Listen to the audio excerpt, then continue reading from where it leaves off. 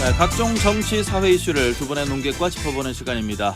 먼저 신문 지면을 통해서 각종 정치 사회 현안을 합리적이면서도 날카롭게 분석하는 분이시죠. 박지일 영남일보 논설실장 나오셨습니다. 안녕하십니까? 네, 안녕하세요. 네, 반갑습니다. 자, 정치 사회 현안을 야구 해설처럼 기록과 확률로 접근하지만 각본 없는 드라마 좋아하는 천홍길 시사평론가 나오셨습니다. 어서 오십시오. 네, 안녕하십니까? 예, 반갑습니다. 자, 이재명 정부의 내각 인선이 빠르게 진행되고 있습니다. 김민석 국무총리 후보자 지명에 이어서 11명의 장관 후보자를 지명을 했고요.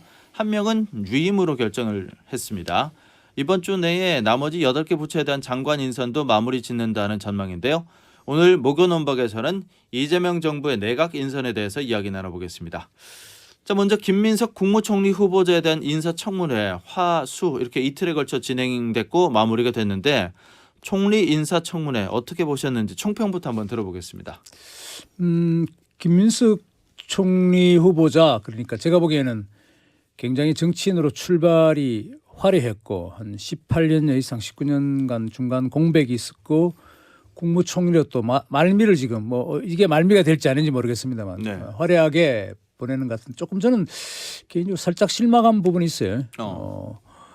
지금 그 소위 말해서 뭐 5억 수입이 들어왔는데 13억 지출이 지출이 나갔다는 거 아니에요. 그러니까 예. 대차 대조표가 안 맞는 것인데 거기에 대한 자료를 뭐 전혀 제시하지 않고 있는데 제시한다면 곤란하니까 그렇겠죠. 그러니까 이게 일종의 이제 누가 봐도 합리적으로 보면 정치적으로 이제 스폰서가 있다는 뜻인데 그 부분을 좀 비켜 나갔다는 것이고. 네. 저는 그 무엇보다 이게 국회 방송을 쭉 보니까 그 김의정 의원님과 국민의힘 의원이 한 해 국가 예산이 얼마냐 하는데 아마 본인이 수치를 깜빡했는지 아니면 거기에 대한 개념이 없는지 대답을 못했어요.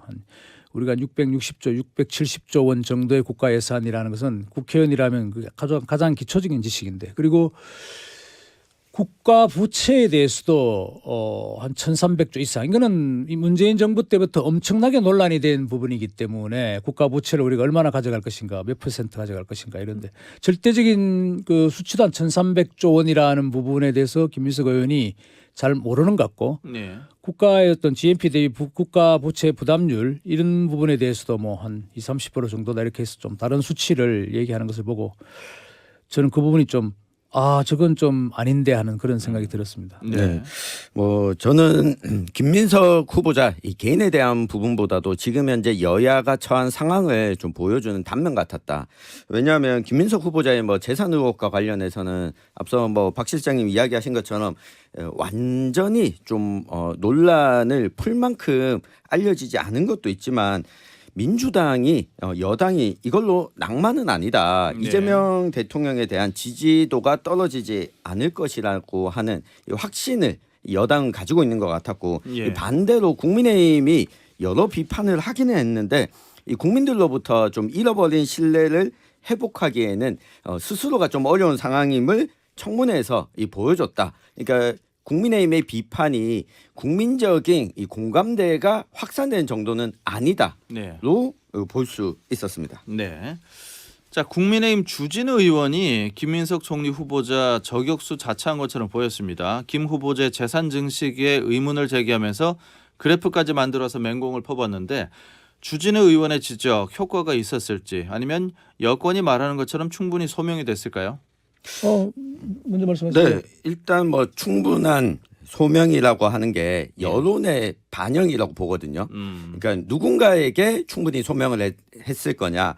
그러니까 출판 기념회 문화는 여야가 뭐 특별히 다르지 않다라고 하는 부분을 국민들도 좀 알고 있습니다. 기본적으로. 예. 때문에 청문회 제도가 이 박근혜 정부 시절부터 계속 왔다 갔다 여야가 바뀌면 공격과 수비가 바뀌는 이 상황 때문에 국민들 입장에서는 이 청문회 자체에 대한 좀 기본적인 좀 피로도가 있다 보니까 뭐 강력한 한방이 없었던 이 소명은 이 정도 선에서 국민들은 괜찮지 않나라고 여겼던 것 같습니다. 예. 그러니까 주진우 의원의 어떤 그 공방이 효과가 있었냐는 것인데 효과는 있었죠. 굉장히 김민석 총리 후보자에 대한 어떤 험결 부분에 대해서 구체적으로 짚었기 때문에 네. 있었다고 볼 수 있는 것이고, 물론 뭐 주 의원 개인의 그 뭐 군면제라든가 이런 부분이 또 튀어나와서 서로 뭐 고성이 오가고 했는데 그건 뭐 있을 수 있는 일이라고 보고요. 예. 다만 이제 제가 김민석 후보자는 사실 이게 방송 좀 뭘 하지만 거의 배째라 수준의 이게 방어 전략을 세웠다고 봅니다. 예. 그러니까 이게 자료를 내면 낼수록 이게 말려 들어갈 수 있다는 것을 본인도 알고 있는 거예요. 그러니까 안 내는 것이 차라리 낫다. 점잖하게 화도 내지 않고 말을 절제하는 것이 네. 이 청문회를 벗어나는 길이다고 전략을 세웠다고 봅니다. 음. 예를 들면 뭐 돈을만 1, 2억 줬는데 그걸 배추 장사를 해가지고 배추 농사를 해서 뭐 450만을 받는다? 그 대한민국에 있을 수 없는 일이죠. 제가 보기에는 요즘 뭐 김건희 특검을 하는데 그 김건희 여사가 한 일보다는 훨씬 더 우리가 법적 의심이 가는 내용들이죠. 그러니까 김민석 후보는 그런 부분에서 보면은 이 청문회 어떤 전략이 일관됐고 그리고 한편으로는 뭐 어느 정도 성공했다고 볼 수 있습니다. 김민석 후보 자체의 어떤 이 청문회를 방어한다는 입장에서 본다면. 네. 네. 자, 근데 잠깐 말씀해 주셨습니다마는 진행 중에 주진우 의원의 재산과 군면제 사유를 두고 여야 의원 간의 공방이 있었어요. 이것 때문에 이제 김민석 청문회인지 주진우 청문회인지 모르겠다 이런 웃지 못할 상황도 연출이 됐던 것 같습니다. 근데 뭐 물론 그게 이제 그 주객 전도일 수 있는데 뭐 사실은 뭐 그건 주 의원도 자기가 상대에 정말 탈탈 털 자신이 있다면 본인도 나의 약점이 틀릴 가능성이 있다는 것을 알아야죠. 꼭 상대 의원이 그렇게 야유하듯이 뭐 당신은 뭐 면제받았지 않나 군면제 괜찮다 이렇게 이야기하던데 예. 그거는 이제 정치인이라면 좀 숙명적으로 각오해야 될 것 같고요.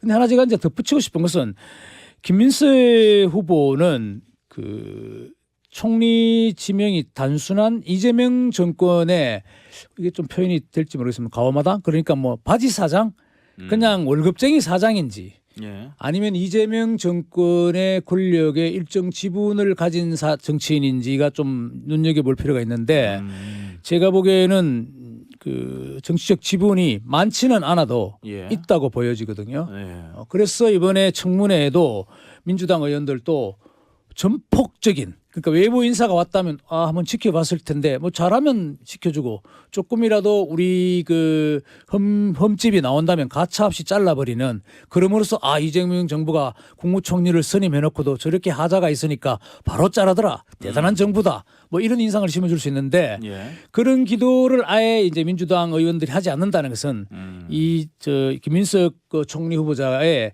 정치적 지분이 이재명 정권에 좀 있다 이런 점을 엿볼 수 있을 것 같습니다.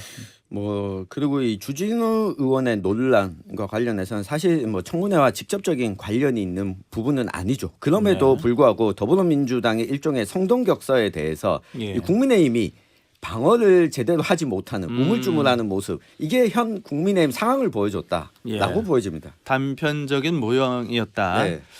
자, 국민의힘은 김민석 총리 후보자 의혹 전혀 해소 안 됐다 이런 입장을 내놓고 있습니다. 송원석 원내대표는 김민석 후보자 사퇴하는 게 맞다 이렇게까지 얘기를 하고 있는데 어떻게 보십니까?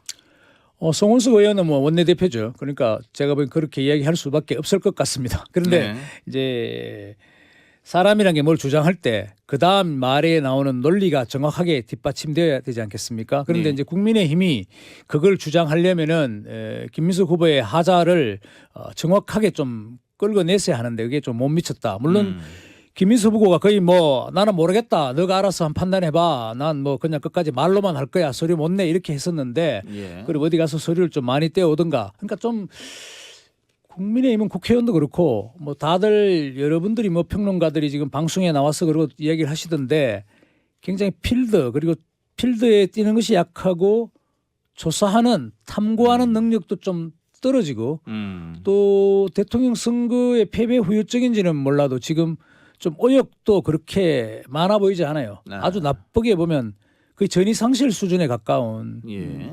그런 측면이 있다. 예를 들면 뭐 과거에 박근혜 정부 때는 보니까 뭐 7명의 그 국무총리 후보자가 내정됐는데 무려 4명이 낙마됐더라고요. 안대희 뭐 누굽니까? 그 문창극 뭐 이렇게 김용준 전부 뭐 이렇게 낙마됐는데 한 보면은 뭐 말하면 과거에 잘못했어. 그게 드러났어. 뭐 거구적인 발언이다.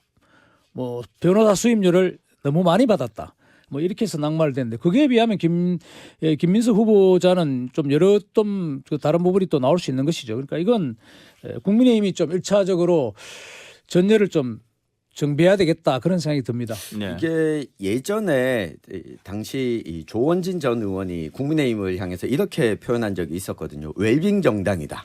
제대로 싸워볼 경험도 별로 없다. 해변에 놀러 온 것 같다. 뭐 이런 그렇죠. 이명박 대통령이 이야기하기도 했죠. 네. 예. 그러니까 이 비상계엄에 대한 태도에 대해서 국민의힘이 그동안 아직까지도 현재까지도 제대로 좀 혁신하지 못하고 지지부진한 모습을 보여주고 있다 보니 이 국민들 입장에서는 국민의힘이 저렇게 싸우는데 자기들 일은 하나도 풀지 못하고 있는데 이게 힘이 실리지 않는 결과였다.